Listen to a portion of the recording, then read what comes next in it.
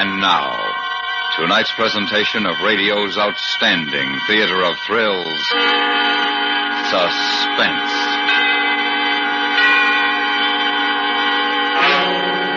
Tonight, we bring you a transcribed story of a group of brave men who risk their lives in a desperate effort to save their fellow men.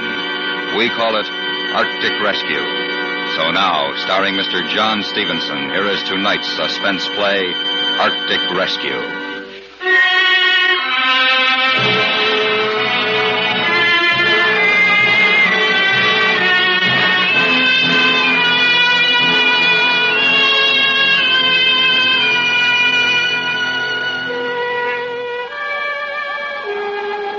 Picture this if you can. Christmas night. Miles and miles of endless, empty, broken white ice.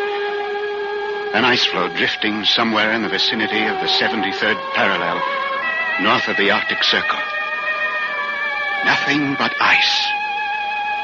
That is, nearly nothing.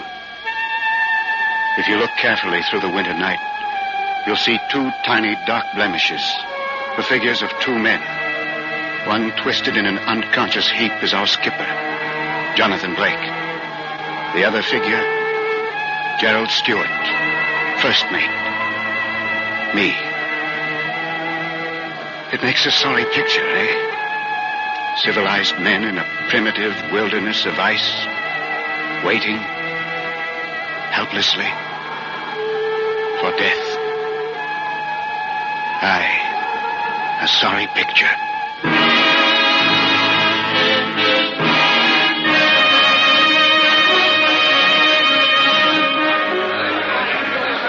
It's a far different picture you'd have seen if you'd been part of the excited crowd standing at the battery of the New York waterfront on June morning, the year 1852. Aye, Mrs. Stewart. The moment of departure? Aye, Lady Franklin. You must take the high tide. May God in his great mercy protect you and your men from the perils which await you. The men are prepared for hardships, Lady Franklin. And we shall succeed where the others have failed in ending the mystery of the Erebus and Terror. Aye. Back to Aberdeen in time for a Christmas feast. We'll prepare a Christmas celebration your men will never forget, Captain. We're leaving for England next week. I shall pray for you, Mr. Stewart. For all of you. Thank you, Miss Craycroft. I'll stand many a watch out at sea thinking of last night. The ball, dancing, and you. That is, all of us will, I mean. What my first mate is trying to tell your niece, Lady Franklin, is how grateful the officers and crew are for the farewell ball you held in their honor last night. I am the grateful one, Captain Blake. Please bring them all home safely. Come now, Lady Franklin, no need for worry. The Jessica is a sturdy ship, and the men are in good health and lofty spirits. We'll be back by Christmas, you'll say.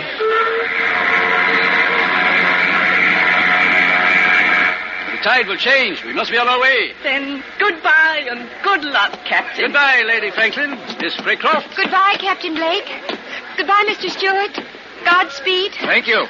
We shall see you in Aberdeen Christmas week. Let's get aboard, Mr. Stewart. Yes, sir. Goodbye, Lady Franklin. Starkey? Yes, sir.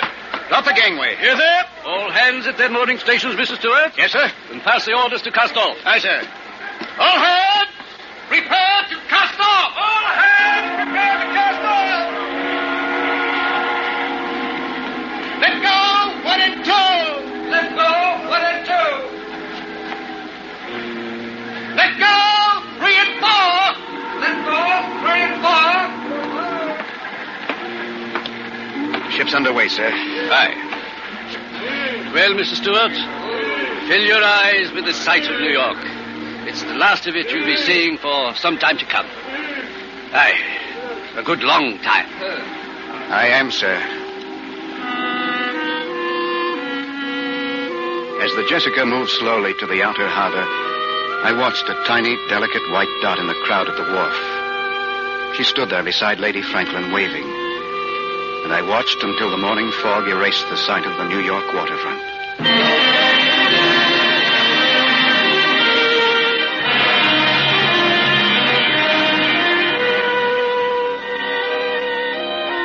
Aside from the ship's log, I've decided to keep a running account of this voyage.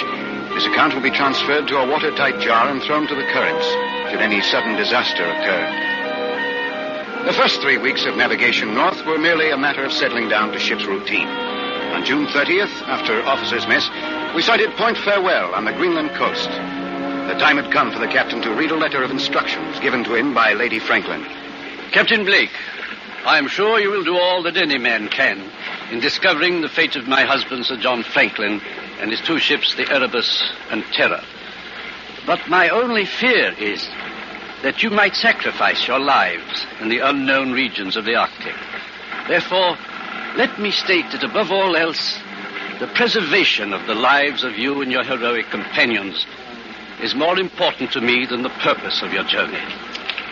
May God in his great mercy preserve you all from harm amidst the perils which await, and restore you to us safely and in health, as well as honor. Your sincere and attached friend, Jane Franklin. These are the only written instructions I have, gentlemen. Now then, Mr. Stewart, the map, please. Yes, sir. There it is, gentlemen. The most recent Admiralty map of the Arctic regions that we are approaching. Map? It's almost completely blank. Aye, Mr. Halliday. Thousands of miles of uncharted wilderness. And somewhere in that frozen tundra, Sir John Franklin and his men vanished. Aye. And our search will begin tomorrow when we drop anchor in Goldheart. We'll pick up our ice pilot, Mr. Patrick Hansen's, some additional supplies, and then make for the Arctic Circle. Arctic Circle sounds like the edge of the world, eh, Stuart? Yes, a little frightening, too. You frightened? Mr. Halliday, if I were you, I would respect Mr. Stewart's fear of what lies before us. Captain, I was just thinking, if Franklin was looking for the Northwest Passage, he'd probably make an approach through here, through Lancaster Sound. Aye. And he must have passed Bonds Bay here. And according to our information, there are Eskimos at Bonds Bay. They might have seen his ships enter Lancaster Sound. If they did, then we'll have something to go by. I hope Mr. Hansen understands the Eskimo dialects. They can tell us much. I don't see how we can cover all this territory and get back by Christmas, Captain. We have no choice, Mr. Stewart. If we get caught beyond the Arctic Circle after the summer months, we may never get back. Never? Aye. In the winter, the seas are covered with great ice floes, and once a ship is frozen in those latitudes, it will stay there until the summer thaw. And you can't imagine the horrors we'd endure in an Arctic winter, Mr. Halliday. I suppose not. Franklin and his men were probably frozen in for the winter, And they were never heard from again? Exactly. Well, that would give you a brief idea of what we're in for, gentlemen. We'll know more after Mr. Hansen comes aboard. Any questions? I have nothing but questions, Captain. I wish I had the answers, Stewart.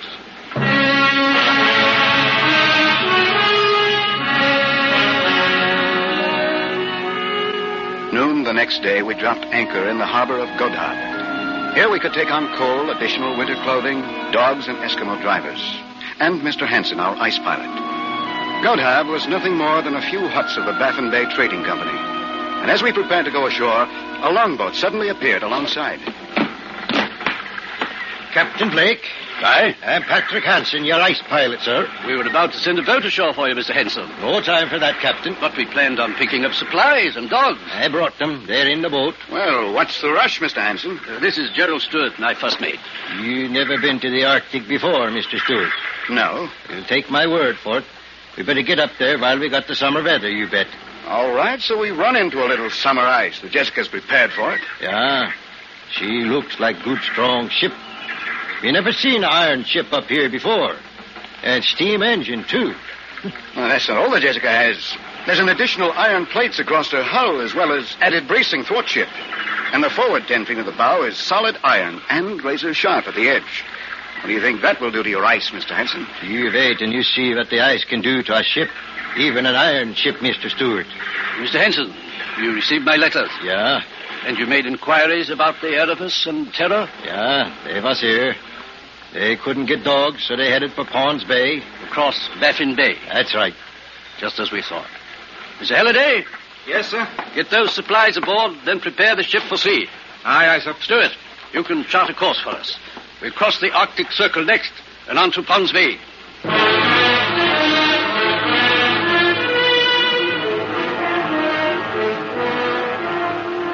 We set a north by northwest course, leaving the last outpost of civilization behind us, and crossed the Great Baffin Bay.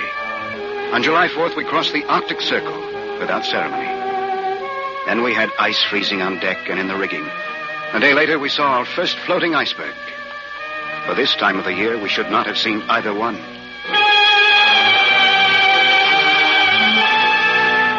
From Goat Hub to Ponds Bay, 6.5 days. Perfect calm. Upon landing, we found a small contingent of Eskimos, but nothing else. They seemed hostile and would give us no information. Then, as we were preparing to return to the Jessica, one of the natives, a girl, rushed from one of the huts and down to the beach. Who's there? Who's there? What's she saying, Mr. Henson? I'm not sure. Captain, look. She has something in her hand. She wants us to look at it. It's a small brass button. From a naval uniform. Aye. See if she'll trade it for some sewing needles. Joseph Gallagher? What does she mean by that? Joseph. Joseph. She trying to say a man's name. Joseph Gallagher? Joseph Gallagher? Stewart, is that name on Sir John's crew list? I'm looking, sir. Yes, sir, it's here. Quartermaster, Joseph Gallagher. They've been here. Aye. Better get back to the ship, men. Looks like a gale brewing. Joseph? Let her keep the buttons, Stewart. Give her the needles, too. Yes, sir. Joseph?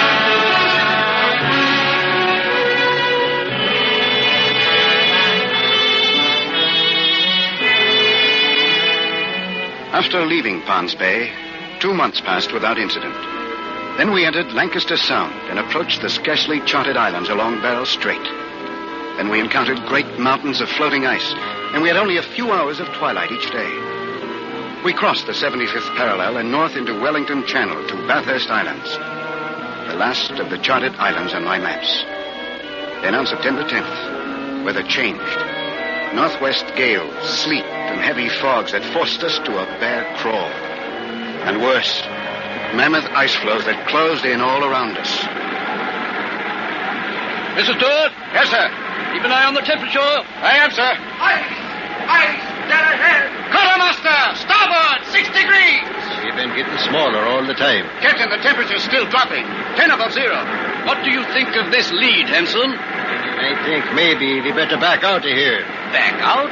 Take a look astern, Henson. Back out where? Captain, What is it, Halliday? the rudder won't respond. 6 below, sir. Ice! Dead ahead! The lead is getting smaller, Captain. Aye. Well, the Arctic seems to be closing down on us on all counts. The walls of the lead moved in closer until a man could jump to the ice from either side of the ship. And then the Jessica was cutting through the ice, making her own lead. But slowly, we lost speed.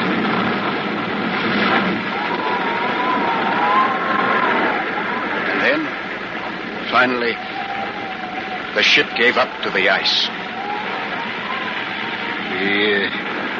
We frozen in now. Aye. Stop engines, Mr. Stewart. Yes, sir.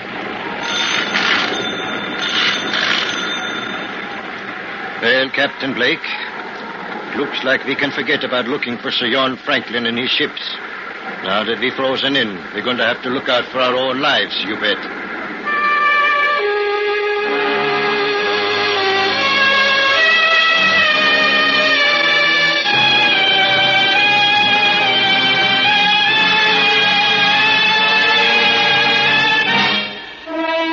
Listening to Arctic Rescue, tonight's presentation in radio's outstanding theater of thrills, Suspense.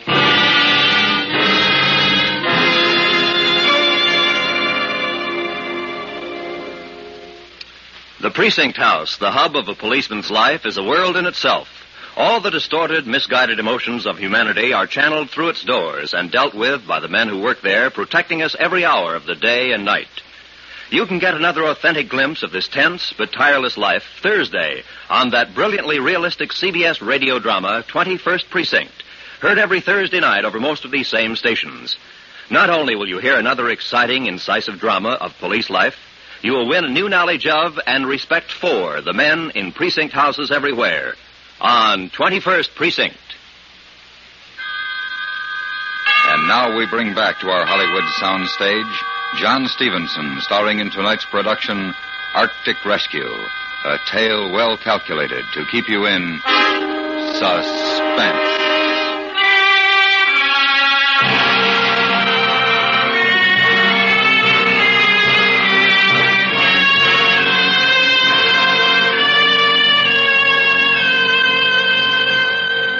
September 10th, 1852. Unless a miracle occurred, we were frozen in the Arctic for the rest of the winter months. A sea of ice surrounded us, and the ship took on a starboard list from the pressure of the floe. Rations were cut in food, water, and coal consumption.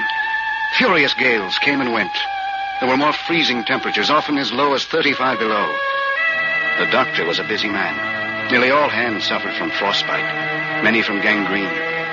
Conditions aboard the Jessica were deplorable. I thought they couldn't get any worse. October came. November.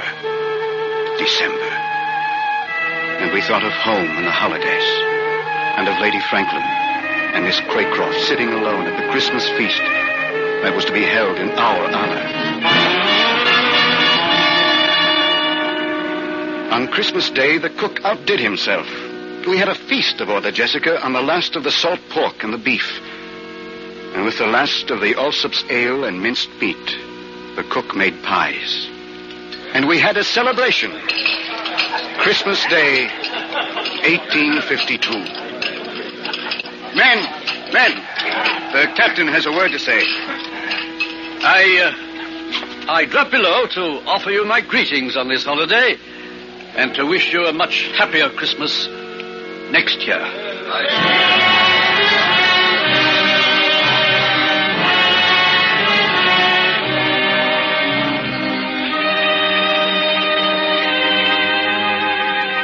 Christmas Eve, 1853. 1 year later. We're still frozen in. Summer came and passed without an appreciable rise in temperature, and the ice failed to break up. Men living on pemmican, occasionally bear meat and seal blubber. No more lime juice. This means scurvy. The year also saw the loss of 11 men. The doctor and the ice pilot Hansen among them. 2 in a chase with a polar bear, 3 from scurvy, and the rest from gangrene. Most of the men had frostbite. Our second Christmas in the Arctic. The floe that holds the ship is drifting south down Peel Sound. We saw the shores of King William Island, and the captain sent 3 men on a sledge to look for food depots or a rock cairn, anything. They returned today. Where did you find it, Halliday? In a cairn. We also found empty pemmican cans and bits of ship's timber. Stuart, listen to this. It was written by Franklin himself. 1851. Latitude 69 degrees, longitude 98 degrees west. HMS Terror sank when ice broke. Erebus still frozen in. Beset since April 12th, 1850. We are deserting the Erebus, attempting overland march to Bagsfish River to Hudson Bay. If unheard from, when this found, we must be considered lost. Sir John Franklin, Captain, HMS Erebus. We've found what we came for. Aye. Then they're all dead. Aye. If something doesn't happen pretty soon, we'll be dead too. Makes for a very Merry Christmas, eh, Captain? Captain. I hear it. The ice. It's breaking. Great cracks open in the ice, and then out of the water, through the openings, another great mountain of ice would rise. Great slabs of surface 100 yards wide shattered, upended, and sank into the churning water. All around us, great jagged fingers of ice crashed up through the floe. All hands abandon ship. All hands abandon ship. All hands abandon ship. Stuart, get your charts. We're going out on the ice. I could feel the ship jarring loose under me. Suddenly, the Jessica wrenched sharply, throwing me across the deck. The last sound in my ears was the Jessica tearing loose from the ice.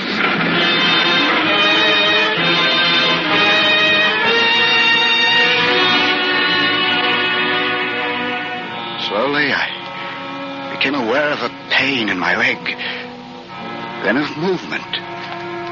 I opened my eyes. The captain was helping me walk. I looked into the winter darkness for the familiar sight of the Jessica. I saw nothing. Nothing but ice. Skipper. Feeling better, lad? What about the ship? Gone down. The rest of the men? I don't know. Gone. The floe separated. Most of them are on the other side. Oh. Where are we walking to? I don't know. I don't know. Keep walking. Aye. We'll keep walking. We'll find a Yule log, Stuart. What's Christmas without a Yule log in the hearth? Move, Skipper. Move.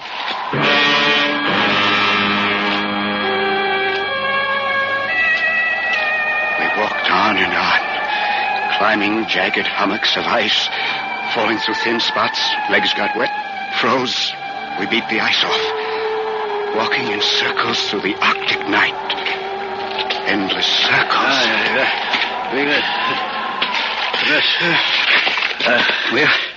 We'll rest a bit. Rest. Sleep a bit in the ice. Warm, comforting ice. No, don't sleep. Get awake, Captain. Sleep, Stuart. The fire in the hearth will keep us warm. And tomorrow, Christmas morning, it'll be there, Stuart, you'll see. What will be there? It'll be there. You'll see. Don't go to sleep, Captain. Don't sleep.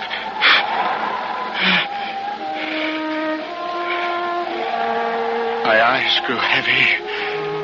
I craved sleep. But to sleep was to die. I was ready. In the sky over the horizon, a star. The night was overcast. There were no other stars. Just one. Bright. In the distance. I could see it. Stood. It was still there. A bright star. Over the horizon. Captain! Up! On your feet! Captain, we're going to keep walking. Captain! Captain, get up! I want to sleep. I'm tired. You've got to get up. Got to get up. Keep on walking. Walking? Where? There. That way. Towards that star. We walked on. Slowly. I carry the skipper. Unconscious now. What could it be? There are no lights in the Arctic. No stars through the overcast. But we kept moving. And the star came closer.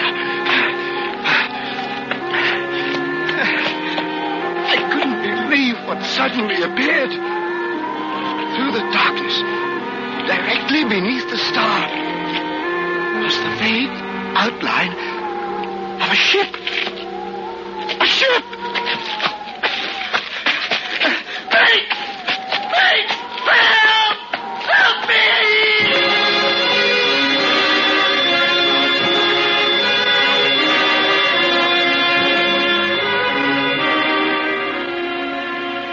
He's coming out of it. Stuart? Stuart! Ship. I saw Starkey. Halliday. In the flesh. I saw a ship. Yes, I know. You're on it. See? But where did it come from? It's not the Jessica. I know. It's the Erebus, one of Franklin's ships. The one they deserted. The Erebus? But where did it come from? Well, there we were, all of us, except you and the captain, lying on that floe after the Jessica went down. Ready to die, just as we thought you died. And then, Just as graceful as you please, we see a ship drifting slowly out of the fog, through the broken ice, right to us. The captain. I left him out on the ice. No, he's all right. We brought him aboard. And pretty soon we'll be on our way home. Home? Yes, the ice is open. We can get out. The Erebus will take us back. How's that for a Christmas surprise? I follow the star. What? He's sleeping. What was that he said? He followed a star? Oh, he must have seen that lantern we hung on the mainmast. Mistook it for a star. Oh. It saved his life. And the captain. Well, being that it's still Christmas, I guess you could call it a miracle. Hey, Starkey? Aye, I guess you could have that, sir.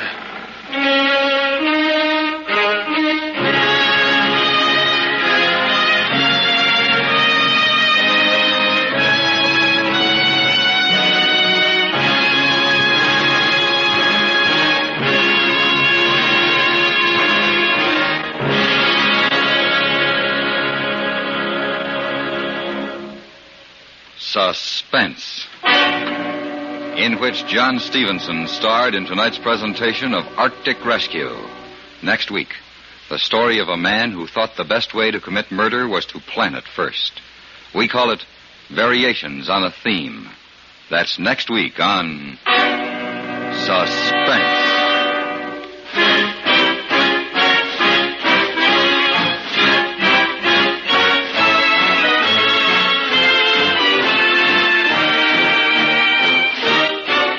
Suspense is transcribed in Hollywood by Anthony Ellis. Tonight's script was written by Gus Bays. The music was composed by Lucien Morawek and Rene Garrigan and conducted by Wilbur Hatch. Featured in the cast were Herb Butterfield, Norma Barton, Lillian Vaya, Richard Peel, George Walsh, John Dodsworth, and Clayton Post. Stay tuned for 5 minutes of CBS News, to be followed on most of these same stations by The Jack Carson Show.